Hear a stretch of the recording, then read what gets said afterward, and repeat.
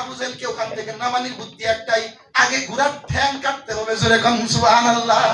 ঘোড়ার ঠ্যাং যদি ভাঙি তাহলে উপরে যাবে, সামনের ঠ্যাং তাহলে দুইটা ভাঙবে, এক ঠ্যাঙে ধরছে আরেক দুইটা বাড়ি দেওয়ার সাথে সাথে ঘোড়া হামাগুড়ি দিয়া পড়ে গেলেন। আবু জাহেল ঘোড়ার উপর থেকে ছিটকা পড়লেন, জোরে কোন সুবহানাল্লাহ। ছিটকা পড়লেন, এক সেকেন্ড দেরি না করে ওই দুই ভাই ওই আবু জাহেলের উপর লাফায় পড়লেন, ধাপায় পড়লেন, ওই ছোট ছোট নাক দ্বারা বারবার আঘাত করতেছে। আবু জাহেল হাউ মাউ করে চিৎকার করে কান্না করতেছে, জোরে কোন সুবহানাল্লাহ।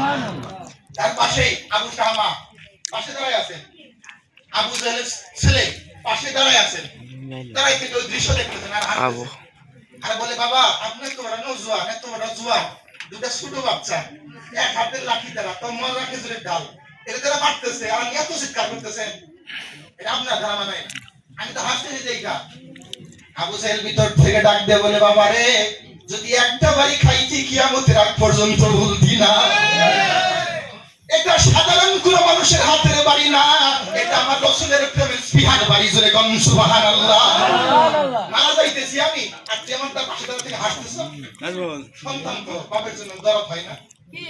কিতাবের ভিতরে প্রমাণ করে আবু শামা ভিতর থেকে চামড়া থেকে চকচকা তরওয়াল। আব্দুর রহমান বলেন, আমি দূর থেকে দেখছি, আব্দুর রহমান বিন আউফ সাহাবী বলেন, আমি দূর থেকে দাঁড়ায় দাঁড়ায় দৃশ্যগুলো দেখতেছি। আবু জাহেলের ছেলে ভিতর থেকে চামড়ার থলে থেকে চকচকে তরোয়ালটা বের করে ছোট ভাইয়ের কাঁধ বরাবর একটা কূপ দিলেন। তার কাঁধ বরাবর কূপ দেওয়ার পরে তার ডান হাতটা কেটে গেলেন, বাম হাতটা কেটে গেলেন।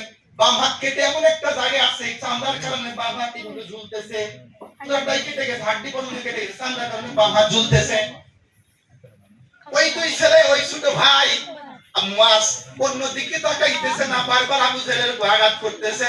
যখন দেখতেছে এই হাতটা ডিস্টার্ব করে, কাঁধের উপরে ফলায় রাখছে, সিরাহাত কাঁধের উপরে ফলায় রাখছে, আর এক হাত দ্বারা আবু জাহেলকে আঘাত করতেছে। যখন দেখে হাতটা বারবার ডিস্টার্ব করে, কিতাবের ভিতরে প্রমাণ করে, কিতাবের ভিতরে লেখে, ওই আবু মুয়াজ রাদিয়াল্লাহু তাআলা তার পায়ের নিচে হাতটা ফেলে টান দিয়ে হাতটা ছিঁড়ে ফেললেন, কোন সুবহানাল্লাহ। স্পৃহা